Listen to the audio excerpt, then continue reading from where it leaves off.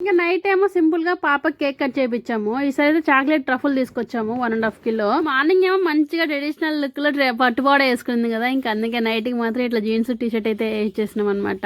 ఇదైతే వాళ్ళ పెద్దమ్మ పెద్దనాన్న ఇచ్చారు. చాలా బాగా అనిపించింది క్యూట్ గా.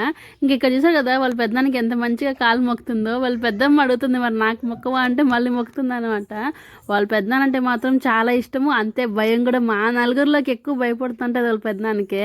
ఇలా సింపుల్ గా పాపకైతే కేక్ కటింగ్ అయితే చేపించేసాము. నిజానికి చాలా ప్లాన్లే వేసుకున్నాం అనమాట ఈసారి మా బాబు బర్త్డేకి. ఎందుకంటే లాస్ట్ టైం బర్త్డేకి నాకైతే డెంగ్యూ ఫీవర్ ఉండి అసలు బర్త్డేనే జరపలేదు. మా అక్కకేమో ఆ రోజు డ్యూటీలో లీవ్ ఇవ్వలేదు. ఇంకా అందుకే మా ప్లాన్లన్నీ ఫ్లాప్ అయిపోయాయి అనమాట. కేక్ కటింగ్ కూడా మా అక్క వచ్చాక 8:30కి చేసాము. ఇంకా అందుకే హడావిడి అయిపోయి ఫొటోస్ కూడా సరిగ్గా దిగలేదనమాట. పాప బర్త్డే ఏమో మండే వచ్చింది కదా, ఆ రోజు మా ఇంట్లో అయితే ఎవరు నాన్ వెజ్ తినరు అనమాట. ఇంకా అందుకే అందరి కోసం చిట్టీస్ దాబాలో గోబీ ఫ్రైడ్ రైస్ అయితే చేసుకున్నాము. వస్తే చాలు మా పాప మంచిగా పడుకునేస్తుంది అనమాట. తిరుపతిలో చలి అయితే మామూలుగా లేదు. అంతే వాళ్ళ